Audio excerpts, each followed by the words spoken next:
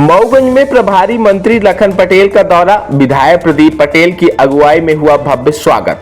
नमस्कार, आप देख रहे हैं अमर रिपब्लिक न्यूज मिथिलेश त्रिपाठी के साथ। स्वतंत्रता दिवस की पूर्व संध्या पर 14 अगस्त बुधवार को मऊगंज जिले के प्रभारी मंत्री लखन पटेल विभिन्न कार्यक्रमों में शामिल होने पहुंचे।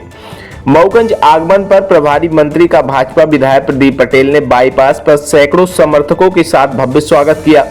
इस दौरान ढोल नगाड़ों और पुष्प वर्षा के बीच पूरे क्षेत्र में उत्सव जैसा माहौल नजर आया। स्वागत उपरांत विधायक प्रदीप पटेल की अगुवाई में प्रभारी मंत्री, भाजपा जिला अध्यक्ष राजेंद्र मिश्रा, सांसद जनार्दन मिश्रा सहित हजारों की संख्या में कार्यकर्ता और आमजन बस स्टैंड से जनपद कार्यालय तक तिरंगा यात्रा में शामिल हुए। यात्रा के दौरान भारत माता की जय और वंदे मातरम के नारों से पूरा मऊगंज गूंज उठा।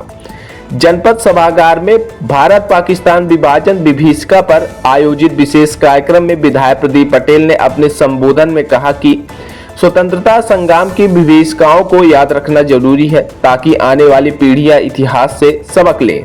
उन्होंने कहा कि मऊगंज क्षेत्र के विकास को लेकर वे सतत प्रयासरत हैं और हर मंच पर क्षेत्र की आवाज बुलंद करते हैं।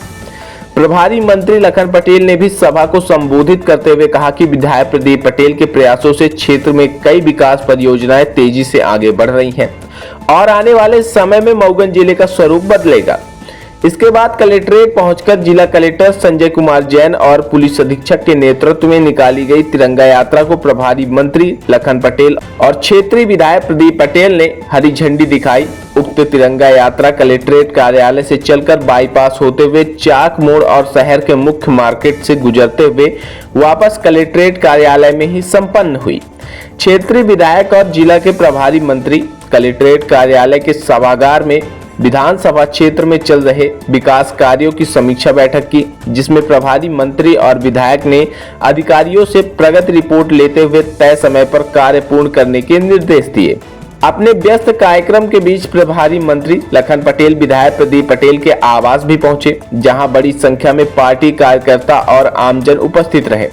यहां विधायक ने क्षेत्र की विभिन्न समस्याओं और योजनाओं की जानकारी मंत्री को दी। प्रभारी मंत्री ने आश्वस्त किया कि विधायक के साथ कंधे से कंधा मिलाकर मऊगंज के विकास के लिए हर संभव प्रयास किया जाएगा। इस पूरे दौरे में विधायक प्रदीप पटेल की सक्रियता और नेतृत्व से स्पष्ट संदेश गया कि मऊगंज के विकास की प्राथमिकता सूची में शीर्ष पर है और प्रदेश स्तर पर भी इसकी गूंज सुनाई दे रही है। आइए सीधे जुड़ते हैं मऊगंज जिला के प्रभारी मंत्री के साथ विभाजन विभीषिका को लेकर अपने संबोधन में क्या कुछ संदेश दिया गया है। चाहे मुल्तान हो, चाहे रावलपिंडी हो, यहाँ पर की संख्या लगभग 15 से 20% है। बाद में घटकर के 2% बची मात्र, और वहां से भी लोग भगना चाहते हैं, वहां से भी आकर हिंदुस्तान में रहना चाहते हैं। जैसा आदरणीय सांसद जी कह रहे थे ना, सीए क्या है? सीए उन्हीं ऐसे ही लोगों के लिए कि जो कोई दूसरे देश से आकर हमारे यहाँ रह रहे।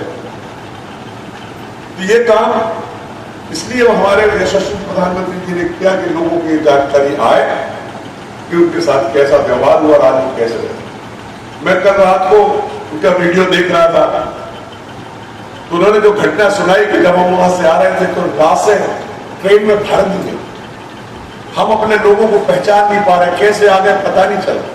वो जब कैंप में पहुंचे तो खाने के लिए डाले पड़ रहे थे, मोहताज थे। अब जैसे जैसे कैंप में व्यवस्था सरकार ने कर दी, खाने की व्यवस्था कर दी, कुछ ये कर दी, लेकिन उसके बाद कोई रोजी रोटी सरकार जिंदगी तो खिलाती नहीं।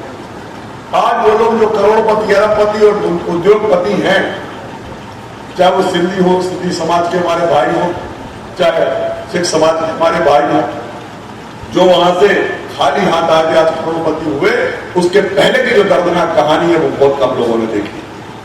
उन्होंने एक माचिस भी बेची है, उन्होंने कुल्फियां भी बेची है, उन्होंने छोटे से छोटा काम करके और मेहनत करके और आज अपना आशियाना खड़ा किया।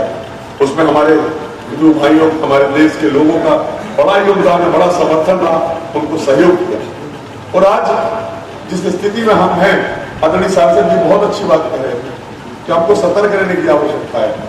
हम आजाद हिंदुस्तान में रह रहे हैं, लेकिन बहुत सारे लोग इसके पीछे साजिश कर रहे हैं, और साजिश के हम शिकार ना हो, इसके लिए हम सबको विचार करना पड़ेगा। हम सबकी बराबर जिम्मेवारी है, ऐसा नहीं कि सरकार भर की जिम्मेवारी।